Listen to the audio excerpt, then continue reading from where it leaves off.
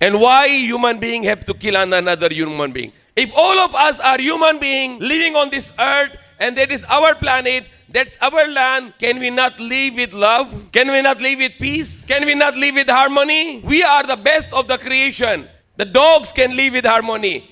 The birds can live with the love and harmony and peace. How is possible that we human beings have to fight each other all the time? We can even learn the good example from the birds. How these beautiful birds, they go in the flocks in the sky and they show the unity. There is no American eagle or Chinese eagle or Philippine eagle. We name them these names. The eagles are eagles. We put even the nationalism on the animals. There is Chinese tiger, there is Indian tigers. This tiger is made by Allah, not made by China and not made by India also. This tiger is made by Allah.